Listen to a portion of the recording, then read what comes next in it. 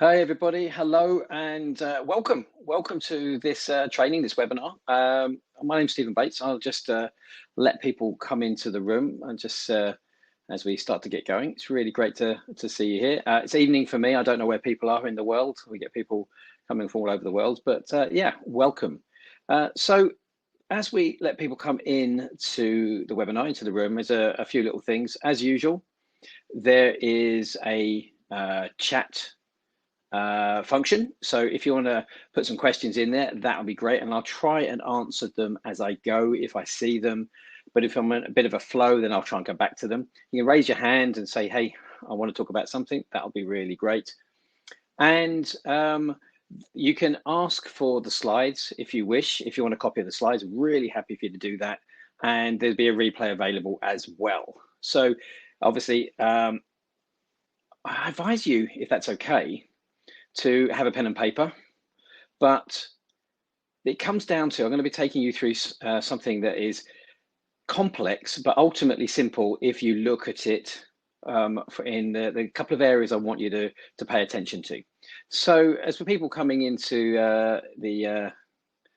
people are updating now, I can see people are coming in, it's great. The system's updating attendees. This is the first time using this system actually, so fingers crossed I'm not too butterfingers with it. But yeah, please say hello. Hi, Steve. How you doing? Say hello. Sarah says, "Oh, hi, Sarah." So say hello. Let us know you're here. Not everybody has registered through the system, so I won't necessarily see your name, I think, because you registered through LinkedIn. That's absolutely fine. But you can still say hello, ask questions. So, Angelo, great. Yuval's here, fantastic. So definitely we've got UK, we've got Israel. Don't know where Angelo is, but good. Moya's here, fantastic. Moya's is a Scot, but he lives in the UK, in England. So yeah, I don't know. Great, Tamitha's coming, brilliant. Loads of people coming through. So I'll just let you come in for a couple of minutes. I know this is one of these things. Hi, Tom. Hi, Mark. So this is one of things I'm most passionate about. It's helping. Oh, Alan's here. Yeah. Oh, wow. Fantastic. People all over the place. So one of the things I'm most passionate about is helping people and entrepreneurs be successful. And over the years, 20 plus years, and I'll tell you the backstory a little bit later, 20 plus years of just looking at why people are not as successful as they should be. I mean, I'm smart people, great ideas, great businesses, and they hit a barrier and they don't know why. So this is what I want to be talking about in this training, in this webinar. So let's just let a few more people coming in. That's great. So I'm going to turn my camera off. Let's get going. And please just say hi and put the questions up and messages up. I'm going to turn my camera off just because I'm just going to distract myself. Oop, I don't want to look at myself. And what we're going to do is we're going to get the slides up and we're going to get going. So let's get the slides going. Give me 1 second. Sorry about this, because I was playing with it earlier and I've got to reset it. There you go. There's always something, isn't there? My apologies. Talk amongst yourselves.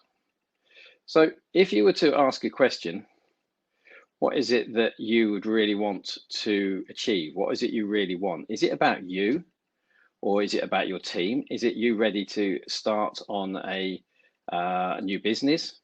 We're going to be covering how all of this applies to all of these things. So as it says there, why your business results are not matching your hard work. So this is what we're going to be talking about. I'm going to be talking about it both from an entrepreneurial point of view, someone who's got their own business, but also this absolutely fits with people who are running a business in a bigger business or perhaps a corporate business or a business that's moving from startup to scale up. It absolutely works all the way through. So who's this for? As I said, business owners and business leaders. And I want you to really think about those two definitions. I'm going to be talking about that in a moment. Business owners and business leaders, not necessarily the same thing. And I'm going to take you through a definition that I use to help you understand. Entrepreneurs. Now, entrepreneurs, a lot of people say to me, especially if they're employed within a larger business, and I say, you think like an entrepreneur. And they almost look at me and it's like, I'm not an entrepreneur. That's not me. But I'm going to talk about what I mean by entrepreneurs, because you can be an entrepreneur within a business very much. So service providers, program providers, or anyone with what I call high achiever DNA. High achiever DNA meaning you like to be successful. You're different from a lot of people because you push yourself and you like to achieve big targets. Now, well, that target can be anything you like, but you like to achieve big targets because not everyone does. But I like working with people who have that ambition. And we make no apologies for it here at Certain Change. We like people who have high ambition. It's great. So it's all you people, but you think, do you know what? My results are not matching all my hard work. And that's a shame, isn't it? So who am I? My name's Stephen Bates. I'm a founder of Certain Change. That's back in 2002. Husband, father, stepfather. I've got 4 stepsons, and a daughter. Nearly got rid of the last one. He's going to be 17 soon. He's looking for his car, so I'm almost free.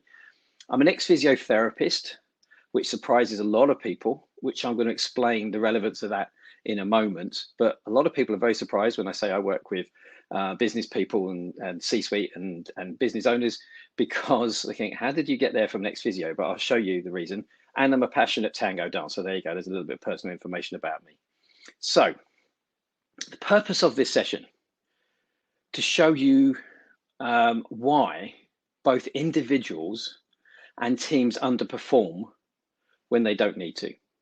So you can look at this from your own point of view, and also from when you're running a team, because the things I'm going to show you apply both ways to all sorts of businesses.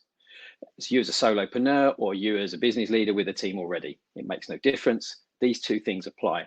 And the reason I'm going to be really highlighting these things is because they apply in all situations, and that's why I focus on them when I'm working with clients. And it's to answer this question: why do so many great ideas and companies fail to hit the results they should? So that's what we're going to be looking at. Hopefully that's good for you. So we're going to concentrate on 2 things: individuals who aren't working at their best, and teams who aren't working at their best. And I like working with both. And the interesting thing, and if anybody heard this thing, there is no I in team, and that's a really easy mindset nonsense that people say, because every team is made up of individuals. So if it's you as a person that knows not working at your best, or there's an individual in a team, teams are made up of individuals, and it's a skill of the managers and leaders to make those individuals work as a team. So when you're thinking about this, I suggest you think about it as everybody is an individual. Are the individuals working well in themselves, and can they work well as a team? And that's what we're going to be discovering, because I promise you, results are in the things I'm going to show you. So a few days ago, we put a poll out that asked the question: why do people get demotivated at work? And within 24 hours, we had over 90,000 people view the poll. Now that's probably over 10 times the amount of people that normally view one of our posts on LinkedIn. So that made me really think, wow, this is a really emotive question we were asking. Why do people lose motivation at work? And the overwhelming answer was lack of leadership and micromanagement. Now, this really made me think. Now, within 48 hours, this has gone well over 100,000, and we have 3,000 people responding.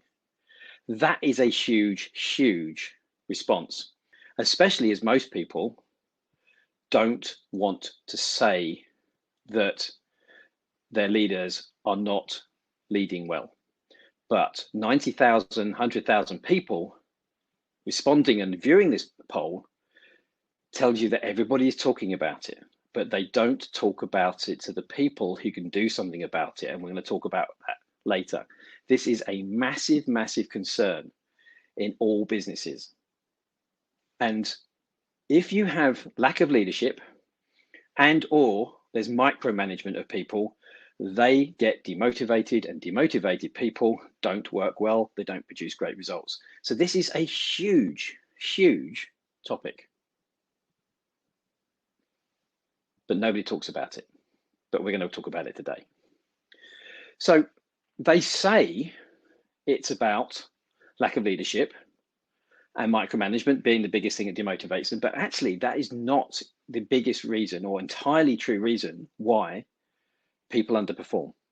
And that's what we're going to explore. It's a very important reason. It's absolutely true, but it's not the entire truth. Because what we need to do, we need to explore two things. We need to explore sabotage loops, which I'm going to explain in a moment, and creating leverage. Now, the interesting thing is when you ask people what demotivates people, what stops people working well, it's very easy to blame leaders and managers, and people are often correct to do that. Sorry if that sounds a bit insulting, but it's true, and I'll tell you why later. And it's actually, most of the time, not the manager's fault. But there's something else we need to talk about, which are sabotage loops, which is why individuals don't perform well. And both of these things have a problem. When we're looking at improving results of individuals and in management, most of the time, we do not want to look at ourselves and say, hey, I've got a problem. I'm going to be discussing that later. But if you do, if you say there is a problem, I have a problem, one of my managers has my problem, my team has a problem, and they take responsibility and be accountable for it, you can change things. So that's what we're going to be talking about. But 90,000, 100,000 people talk about it at the water coolers, at home with their spouse. They complain about it. They complain about work, but they don't tend to talk about it to the people who will do something about it. So it's a perfect storm of bad results creation. We create bad results because these subjects don't get talked about. They don't get dealt with. But once you do, results go through the roof, I promise you. So time and time again, these are the areas that we tend to notice this playing out in. Planning. So when I talk about planning, we're talking about vision, we're goal setting, planning, going through the stages of communication, going down through the company. So people know what they're doing, they're feeling confident, they know what's happening. And the last one is then who's accountable for things to get done. And it's very interesting. Most of the people I work with, they want their teams to be more accountable. But it's actually one of the scariest things for managers to do. And a lot of managers, a lot of leaders don't hold people accountable. So we're going to be talking about that as well. So planning, communication, accountability is where these problems usually show up. So I need to talk to you about this in a couple of different ways. First of all, from your goal and vision as an individual. So if you're an entrepreneur, you've got your own business, or the goal that you have for your company. So for a lot of people, I'm going to give you a couple of examples. People often hold back on the size of their goals. It's a very common thing. Most people are trained to think about, I don't want to fail. So we hold back on our goals. And this is an example of sabotage loops. But then the next part of it is, are your team on board with your plan? So this is when we move it over into, can be individuals, where it can be into teams. So planning right the way across the board, your vision, turning it into a strategy, into a process that you can actually execute. Most people do not set a big enough vision. They play it safe, and therefore we underperform. Then communication, does your team fail to communicate with you and each other? Do you actually not communicate well with your team?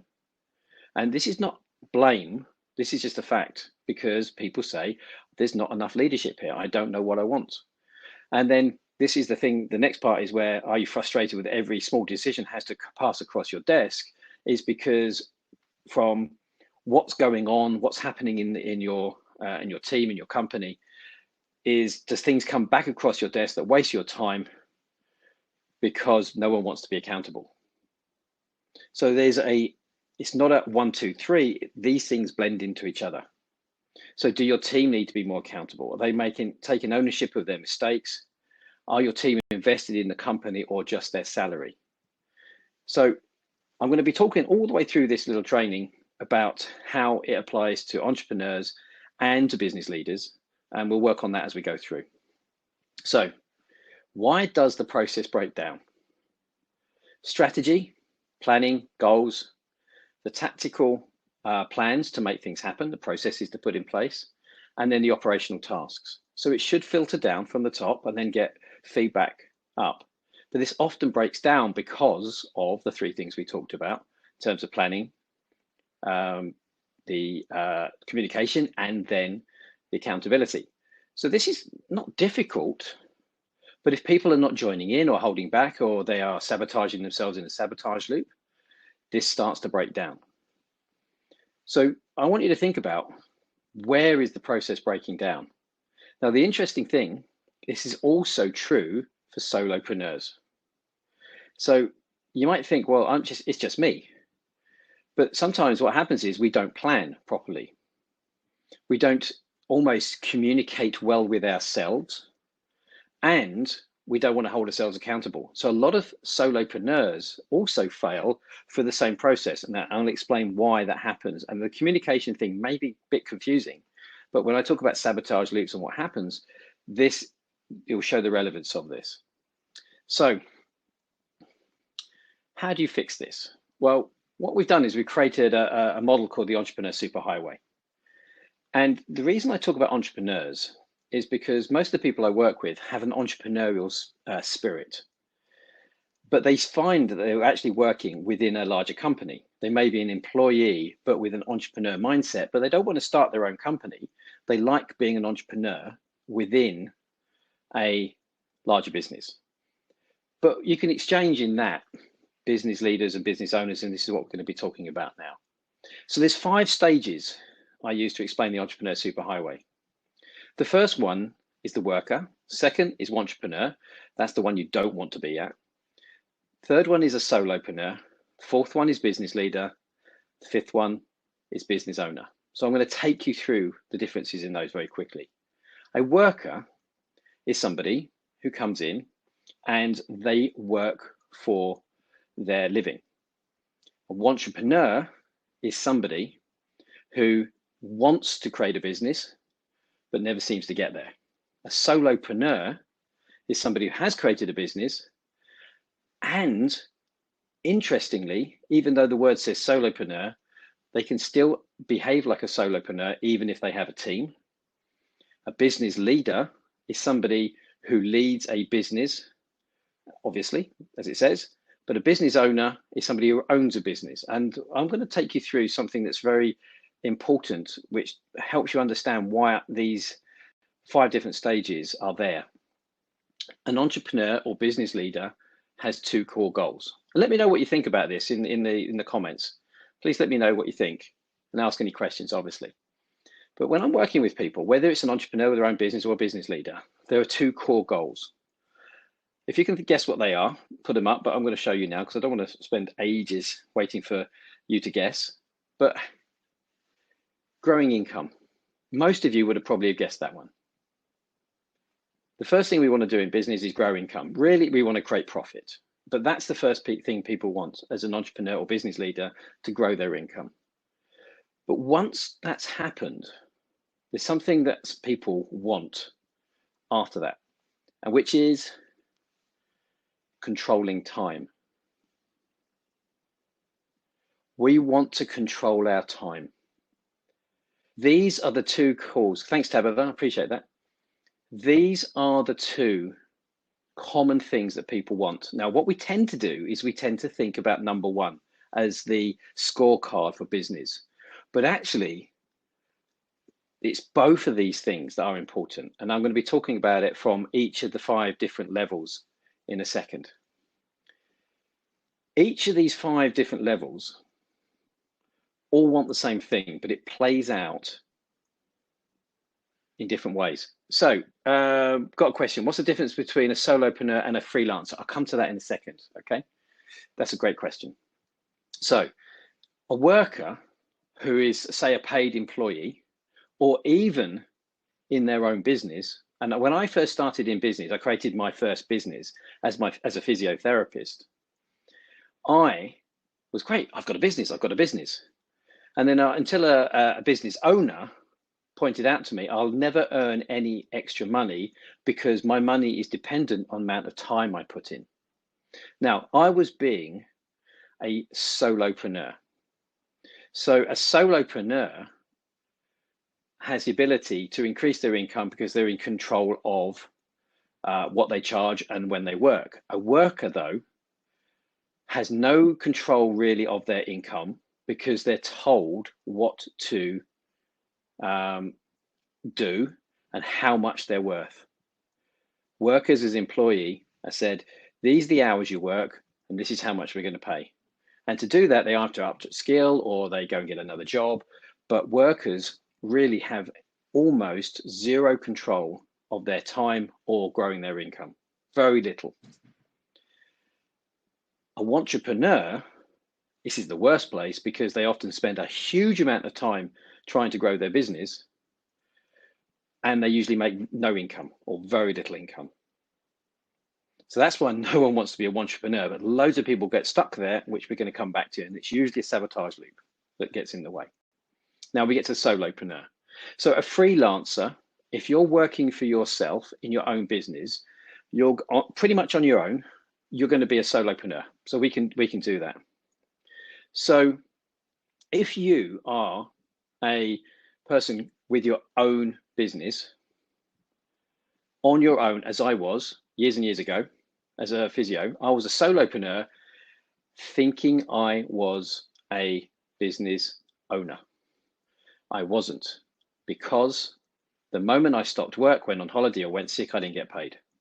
So a solopreneur can grow their income, as I did, and I was very happy when I moved out of my paid worker job, but I ran out of time. And if I wanted to earn more, I had to do more time. When I run out of time, which a lot of solopreneurs do, especially when they get successful, then they get very stressed because that's when they realize controlling their time is now really important, even if they're successful. The big step is when you become a business leader and you start to have a team, because you can leverage the time and skills and experience of other people. And this is where you become a business leader. So you can grow income and you can control your time better if you're doing it well. A business owner is so in control of their time, they can step out because they set their business up and their business is still growing income, but they have nothing to do with it if they want to, if they set it up that well, and they can completely get their time back. So where are you on the Entrepreneur Superhighway? Which level? Now, the trouble is a lot of entrepreneurs and some leaders still think and behave like solopreneurs or workers. So as they hold back from creating their first team, or if they have a team, but they still like a solopreneur or worker because they do all the work and they do crazy hours, even though they have a team. And it's a very, very common thing. So solopreneurs get trapped because they won't create a new team because they are scared of doing that. They don't know how to use one. They're scared of the expense or what goes wrong or whatever's holding them back. So they end up doing more and more and more hours and they can't grow their business and they get burnt out and they wonder why they ever did it in the first place. But some people create a team and they still act like a solopreneur and they still end up doing everything because that's how they started their business and they're not holding their team accountable and handing over jobs to them. So that's why we're talking about leverage. So to grow, they need to move to being a business leader or business owner. And when that millionaire said to me, you'll never earn any more money because you'll run out of time, you have to put your prices up or you work more hours, and your income is dependent on that, and you're not in control of your time. I was like, I thought I was running a business, but actually I was running a job as a solopreneur.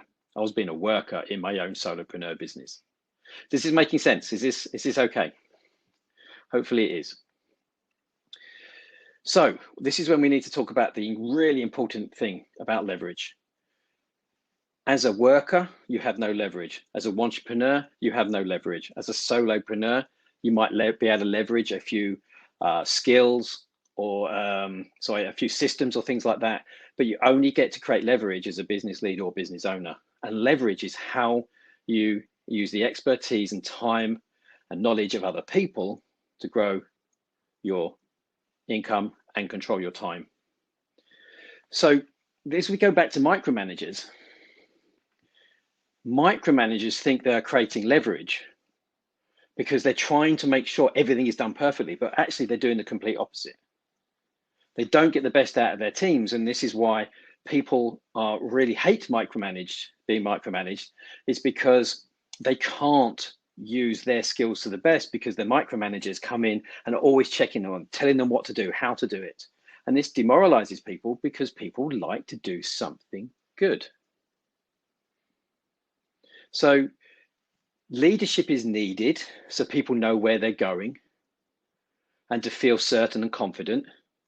But micromanaging, which often happens when there's not a good enough leadership and there's not trust of somebody, then means you're actually demoralized. But micromanagers are so fearful of things going wrong, so fearful of not producing the results, or sometimes they're egotistical and they think they're the best thing since sliced bread, and you've got to do it my way. You demoralize people and you have very, very demotivated people. Demotivated people tend to leave. That's expensive. You have to replace them, or they do the absolute minimum because there's no point in them doing what they really are capable of doing. And the other part of it is, if you have no leadership, they don't know where they're going, they don't know their purpose, they can't be at their best. So moving fast or stuck on the Entrepreneur Superhighway. Is your business stuck somewhere? Is your team stuck? So give you an example. This is an example of a leadership problem, and this is in the planning stage. I had a client change their the target market from a 2,500 per deal target to £100,000 target. They changed their thinking in about 3 to 4 weeks of starting work. And they started landing these deals, and they've now got them coming through their system within a few short months. And the reason for that, their vision was smaller than their talent. They had amazing talent, amazing skills, huge knowledge, loads of experience, fantastic testimonials. They delivered the goods, but their vision was smaller than their talent could handle. So therefore, what they did was they went for the wrong size of deal. They underpriced themselves and they underniched themselves. So they didn't go for the targets they really could. I'll explain why in a second. So this is mapped to me being a physio. 25 plus years ago, after training to be a physio, I started working in my business and I noticed something very strange. People you came in with real physical pain, sprained ankles, bad shoulders, real physical painful things that stopped them from being able to work, pick up their kids, do their hobbies, and they were willing to pay me money to be fixed. So you would think, wouldn't you, that after they spent money, come to see me, I work on them, and then give them advice on how to get better faster, that they would take that advice and get better faster because they were trying to help themselves in between the sessions. And guess what? 60% of people roughly did. They got better faster because they stopped sitting in front of their computer for 8 hours a day. They did some exercises and stretches, really simple stuff. But 40% didn't. And that was the weird thing. Now, 40% of people wouldn't help themselves in real physical pain. And that got me thinking, if we do this when we're in real physical pain, something as acute as that, you can't even pick your kids up, you can't go to work and earn money, but you won't do the things to help yourself, when and where else do we do it? And when I ask people, hey, did you do what I said? The answers usually were, yeah, I did it a little bit, but I was busy. Or, yeah, I did it for a day or so. Oh, I forgot. And my favorite explanation was when people just said, and they didn't even know why they hadn't done the things to help themselves. So if you think about that, if people don't, and I'm sure you've done it and you've seen other people do it, they do things that they know is not good for them and they carry on doing it, even though they know I shouldn't be doing this. And this is incredibly common. So where does it happen? It happens everywhere. If we do it when we're in extreme physical pain, well, we do it at work, with business, with money, with health, relationships, and about 40% of people have what I call a sabotage loop, where they get in their own way. I had that. I learned to have that as a kid. And interesting, most of the stuff that stops people from being successful happens many, many years before they start into work or a career or business. But about 40% of people have this. It stops them doing things that they're entirely capable of doing. So here's a question. Do you get in your own way? Do you stop yourself from doing something you know you're capable of? Because I have these conversations with clients and potential clients all the time. So they were in a sabotage loop. This person that was pitching themselves at 2,500 were in a sabotage loop. They wouldn't let themselves pitch to the level and go for the companies they could. Soon as they got this out of the way, they immediately changed the target market and they started bringing clients in within weeks because they already had the skills. They were just targeting the wrong person. This is just one example of a sabotage loop. I call it a revenue loop. So there's different sorts of sabotage loops, but they're all very destructive. They're all very damaging, but it's an incredibly common thing. 40% of people have this. Now, if you're thinking, well, what does that affect me? Well, two reasons. You might have one. 40% of people do. It's not a criticism. I had one. Okay. But also, if you hire staff, 40% of your staff will have one. And it's costing you money. Simple as that. They won't do things that are capable of. I know somebody many years ago who was a brilliant organizer, used to organize fantastic conferences and events. But if you took her on stage at the end of the event, gave her a bottle of champagne and some flowers in front of everybody in the conference, she would have gone sick. She had actually been sick. She'd gone sick. She would not stand on stage to be thanked. If you're taken around the back, private little thank you very much, given the same champagne and flowers, she would have been happy as anything. Put her on stage and you knew that was going to happen, she would have gone sick, and she had gone sick. That's a sabotage loop. So 40% of people have them. That includes entrepreneurs, business leaders, managers, team members, basically human beings. And they get in the way. So if you don't think this is you, ask yourself a question. How many £8 per hour minimum wage, dollars, whatever tasks have you done in the last week? If you add up how you're underachieving, underperforming, doing things you shouldn't be doing, we need to ask the question, why? Now, this often happens in solopreneurs, but business leaders and managers do it exactly the same thing because they can't relinquish control of the businesses they created. And one of the most common thing is they don't want somebody else to screw it up, because they say, it'll be quicker if I do this. Oh, I tell you what, I wish I had literally a pound for every time I've heard this over the last 20 years. It'll be quicker if I do it. No one can do it as well as me. Now, do you remember, I'm going to sing to you in a second. Sorry about this. I really apologize. But do you remember the James Bond movie, The Spy Who Loved Me? The theme song was, nobody does it better. So that's the last bit of that. I'm not going to do that anymore. Please don't laugh. So the entrepreneur sabotage loop is, nobody does it better than me. But business owners do it, managers do it, And what happens is they end up doing the tasks their staff should be doing, or they should be hiring out to somebody else. So what do you do which is below your pay grade, below your true value? The moment we do that, we're going to have underachievement, either yourself or your team.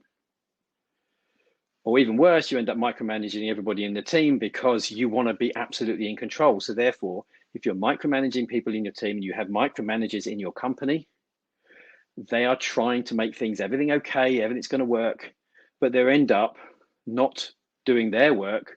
They end up almost doing everybody else's work by micromanaging. And this happens a huge amount. So solopreneur or a leader in a business who does too many hours of micromanages has the illusion of control, the feeling of control, but the complete opposite while they're damaging their business. So sabotage loops in all their forms, and there's many different forms and many different reasons why we get in our own way. They're not difficult to find. I usually find them in the first 2 hours with people when I'm working with them, why they're doing it. 40% of people do it, but it stops us doing what we should be doing ourselves, but also it gets in the way of our team. So in the micromanaging sense, if you have yourself, if you're going to be really brutally honest, or because you won't let anybody else do it, you have to take it off them, or you've got management people in your company, if they're treating their staff as assistants, that's all they'll ever be. People want to feel important. People want to have autonomy. They want to feel valued. They want to do something valuable. So you have to lead them to do that. If you don't let them, they will not be happy. Then they'll leave looking for that. But if it's managers doing this, entrepreneurs doing this, you'll get another load of people into the team and you'll replicate the same culture. So you end up going round and round in circles, wondering why the team is never good enough. And the amount of entrepreneurs who said to me, my team is not good enough. And I say, do you let them be? And the same goes for managers. So if I say entrepreneur, then you can just translate that into manager or leader. So this person got rid of their sabotage loop, which was about them believing in themselves enough to say, I can pitch to these high level of clients. As soon as they changed that thinking about themselves, they targeted completely different people and they massively changed the revenue of their company within 8 weeks. It's because of their thinking, not because of their skills. Does this make sense? What are people thinking on this? Have a few little comments would be nice. That'd be really good. Any questions you've got as well. So they hadn't hit the results they should have because they accidentally created a sabotage loop. They got in their own way by not allowing themselves to have the vision and go big enough and believe in themselves enough that they could do that. And whether it's an entrepreneur or a person who's a worker in a team, the same thing can happen. I can't do this. I'm not good enough to do this.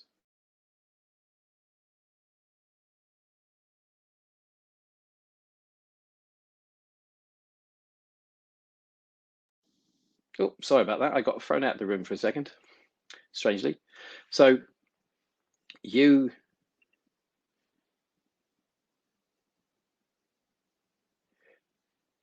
can see that it's very easy to create these sabotage loops.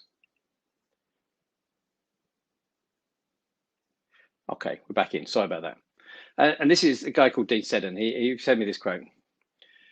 Stephen says something that really profound, showed me that despite having a team, despite having a real thriving business, I was creating problems which stopped it being even more successful and growing even quicker. I was creating problems and then getting frustrated that these problems were creating limits on the business. So they created their own roadblocks, their own limits, killed their own results. Are you doing that? Are any of your team doing this by saying, I can't do something? 40% of people do. So how do you tell? It's like a conflict inside your head. One person says, I can. Another person says, part of your head says, I can't do this. And This is where imposter syndrome comes from, excessive fear of failure. And I say excessive fear of failure. Fear of success is an interesting one. So there's many reasons why these conflicts happen. But basically, it's us saying, I can do this. And then another part of your brain saying, no, I can't. So one part of you wants to succeed and the other one wants to hold you back or block you. It just says, you can't do that. You're not good enough. And the interesting thing is, you know you can because you've got results. Other people have told you how good you are, but you won't let yourself believe it. So we are told that we do this to protect ourselves, but it's not the biggest reason why we sabotage ourselves. Over the last 25 years, not a single person I've ever worked with intentionally wanted to damage their businesses, careers, their wealth, their relationship. Nobody. But they created a lot of damage because what they were doing was trying to help themselves. So it's an accidental process of how we think that gets in the way. And 40% of people do it. You are sitting on either yourself, a lot more ability than you let yourself have. And if you have a team, I guarantee you have people in your team who just on this one thing of sabotage loops can work at a much higher level, much happier. But to do that, you must turn off and find the sabotage loop is holding back you or your team's performance. But it takes a very self-aware person or leader to admit they have one, because we don't want to admit we're doing this. We often don't know why we're doing it. But if you are having that conflict, believing and knowing you can do more, but you're holding yourself back, then you probably have a sabotage loop. So Moya's asked a great question. If you are a leader in a large organization, have the ability and willingness to grow the business, but held back by your senior management and old-fashioned attitudes, how do you get out of that loop without leaving the business? Oh, Moya, thank you so much for throwing me that huge one. Now, the problem with this is because nobody wants to talk about this. And senior management don't want to admit they can be the people that are in the way.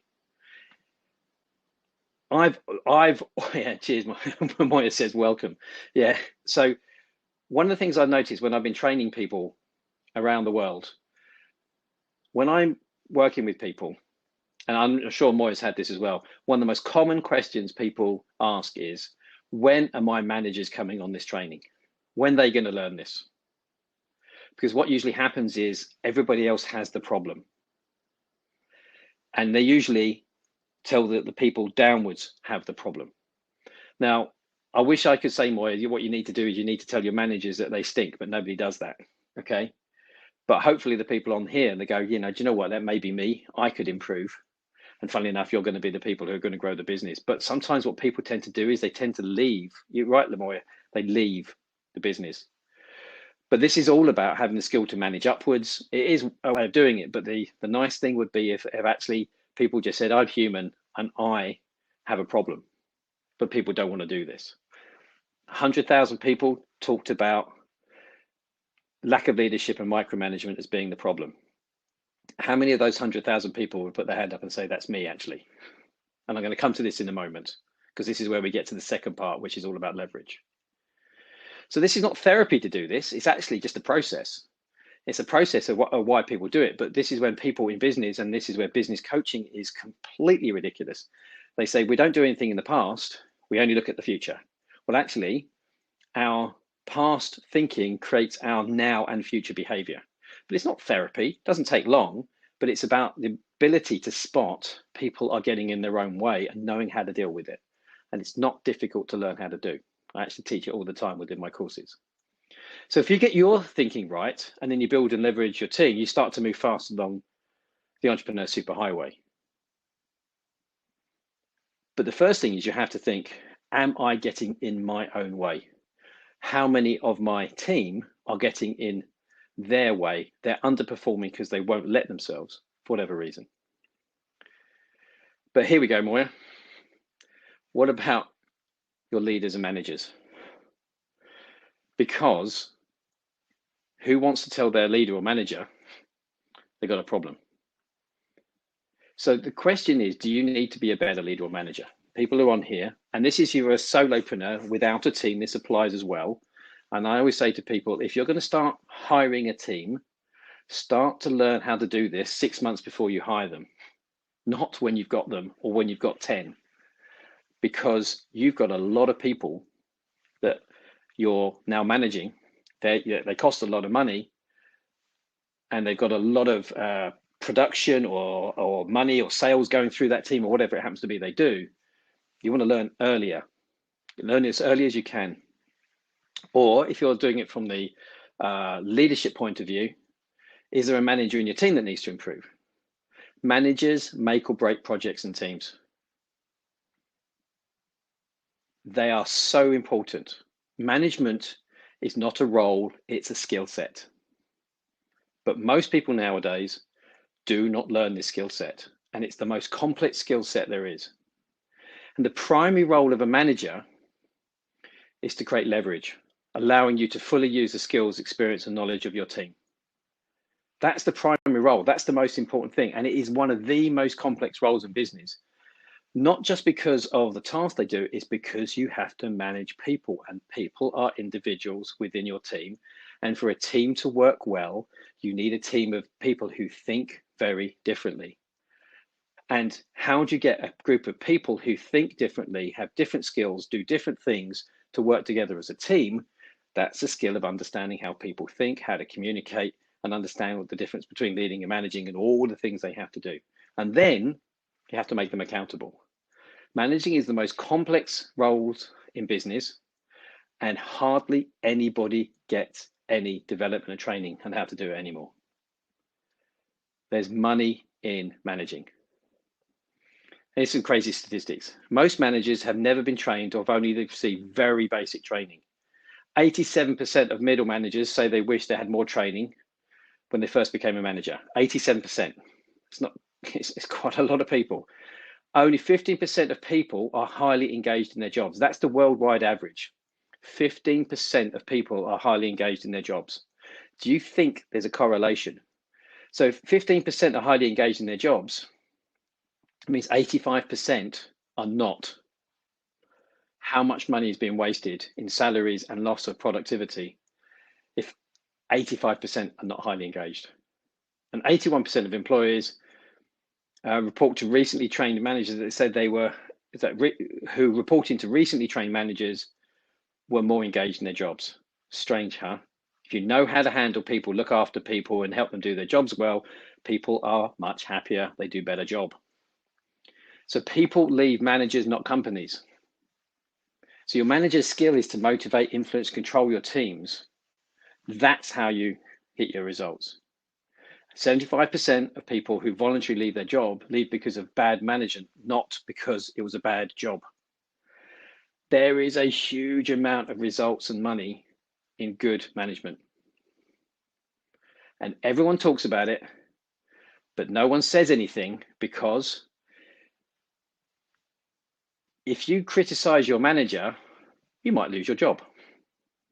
If managers say they're not coping, they're fearful of losing their job. And I had someone today, a lovely lady, who was wanting to learn how to be a better manager. Fantastic. She's a person who takes accountability, but she was wanting to pay for it herself because she wouldn't go to her boss and say, I'm not very good at managing. And it's because she spent the last 15 years of her career being really good at what she's good at. But now she was the manager, she got promoted, and she's never learned how to manage. And she was prepared to consider paying for it herself so she could do a good job. But she wouldn't go to her boss and say, I'm not very good, I'm not coping. But she doesn't know how to do it. And company leaders don't want to know and don't know how to deal with this problem. And another thing is, a lot of company leaders never had the training, and they think, well, why do I need to spend time and money making sure people know how to do it? I'm up at this level. And this is, go back to your thing, Moya, about people at higher levels. They don't want to have to deal with this. So we've got a perfect storm of people being unproductive for no good reason. So leverage allows you to fully use the skills and experience and knowledge of your team. So back to what we were talking about, growing impact and controlling time. Only business leaders and business owners can do this. Solopreneurs need to move to a business leader role, at least. Probably that's the right one to go to. And business leaders or business owners need to make sure that their managers are creating leverage. That's how you very quickly improve results. So here's a question about being in control of your time. Can you confidently leave your business in your staff's hands while you go on holiday? For how long? 1 day, 4 days, 4 weeks? And the trouble with the internet and the trouble with mobile phones is when you used to go on holiday many years ago, you could do this. You could go on holiday because they couldn't get hold of you. But now, anybody can get hold of you at any time. How long can you go without worrying at all about if your staff are capable? So sometimes what happens is our need to be involved in business is so strong, it's taken away from other really important parts of the life. We have to be involved with it. We are scared of letting it go, micromanaging. We haven't created the vision. We haven't got the training. We haven't got people who can have the accountability to look after our companies, our teams while we're away. And that damages relationships, family time, hobbies, health, everything. And they even just can't switch off at night, let alone go away for a 2-week holiday. So this is where it breaks. So we've quickly gone into, there's a planning problem. Sometimes the vision is too small. We won't let ourselves do what we're capable of doing. Communication, management, making sure it all works. And then the accountability stage we're going to come to in a second is how do you get people to be accountable? Because this is where the ROI is. This is where the money comes. And so many people avoid accountability because they don't want to be judged, they don't want to be criticized. So people talk about KPIs, but people don't hold people to account. And a lot of managers don't hold people to account either. They're scared to, they don't know how to. They haven't got the skill set to do it. And there's a crazy thing called Price's Law. And Price's Law is a piece of work that suggests that 50% of the work is done by the square root of the people in the organization. Now, how they sorted this out, I don't know. But this is just plain scary. The larger the organization, the worse the problem becomes. So 50% of the work is done by the square root of the amount of people in the organization. So you've got 16 people, 50% is done by 4 people, 50 people, 7 people are doing the work, 214 people are doing the work. So if you're a business leader, how much are you paying to people who are underperforming? It's scary. But the best thing about accountability, you can test it. You can see who is doing it or not. The worst thing is most managers don't know how to do it and they're fearful of making people accountable. And there's just money going down the drain. These people are not being held to account. How many people in your organization are just not working at the level they should be? How many people you know are just getting away and turning up, doing a half-assed job? So leverage and accountability beats Price's Law. That's our goal. That's what we try to do, help companies beat Price's Law on the management side, on the leverage side. So I want you to think about this. Most people think of org charts like this. I was talking to a CFO recently and I said, this is how we think about org charts. Because normally it's like position, position, position, position, position. But we think of them like this. Are they producing money? Are they money neutral? Or are they costing money? So that's why we say we have the programs we use, Alpha program, the Search program, is to beat Price's Law, because if you've got lots of people in the red, why? Have they got a sabotage loop? Are they underperforming because of that? Or are the managers good at creating leverage and getting the best out of their teams? Which one? These two, just on their own, they're hugely productive. So who needs to be held to account? So think about how many £8 tasks have you done in the past week? What have you been doing that is below your level? And also how many of your team are working below their pay grade? They're not working at the level they should be, doing jobs they shouldn't be, and not getting the best out of them. How many people, if you think about it, have been doing things that they really shouldn't be doing? You should ask yourself that question. It's quite painful. Anybody prepared to admit, have you done anything? And entrepreneurs, solopreneurs, absolutely. When you work out the hours, they think I'm below minimum wage with the amount of hours I'm putting in, because they're not working at their best. And the impact on that is absolutely huge. To your family life, to your health, to your money, to the impact and legacy of what you want to do. And if you don't change it, what's it going to cost you? It's not difficult to change. It takes some training. It takes some skills, because management and leadership is a skill. It's not a role. So the Alpha program is for removing sabotage loops. And the Certain Change program is to create leverage and accountability. So that's the end of the presentation. I hope that's been useful to you. So do we have any questions, any thoughts? If you would like to ask, book in a call, please do so. I'm really happy for you to do so. But Tom says, I've completed a lot of those £8 an hour tasks. And the interesting thing is, Tom, yeah, you know you're worth a lot more, aren't you? So if you want to book in a call, then you can click in. Just let's have a conversation. I'm really happy to do that. What's the problem? What is it you need to be dealing with? So has anybody got any questions? Because I think we're just under the hour, which is really good. Any questions, anybody's thoughts? Or if you're thinking, you know what, I just need to have a chat about what's going on. How many of your team are underperforming? I was speaking to someone today, yesterday, my apologies. And they were talking about their business and they said, do you think I need to hire more staff? And I said, yeah, I think you do. They said, shall I go off and do that? I said, no, don't do that. Let's work out whether your staff that you're employing already are working at their best first, and what they can also do to help you in running your business. They were solopreneur, acting like a solopreneur, even though they had a team. And let's organize the right people in the right place before you start to go and hire any more expensive people. So do we have any questions? If we don't, we'll call it a day, but please book in a call. Let's have a chat. If you think I'm better than this, I know I can get better results on this, but I'm stuck. I know I'm getting in my own way. I've got people who I know are really good, but they get in their own way, or I just don't know how to lead and manage. And the interesting thing is, it's not a criticism, just most people have never been shown it. It's a skill. It's a massive skill set.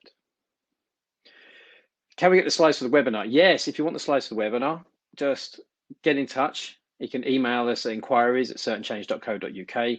You can book in a call, or you can ask, and there's going to be a replay of this if you want it. Thanks, Moya. I'm glad you found it useful. Any other questions? I'm gonna come off the slides now, and then we can finish off, and we can have a chat. So, has anybody got any other questions or any thoughts? If not, we'll call an end to that. And thank you very much for your time. Is there any other questions? Well, last offer. And if not, thank you for your time. And I hope to speak to you soon at some point. In fact, I hope you found it useful. Take care, everybody. Then we'll leave that. Thank you very much indeed. Take care then. Bye-bye.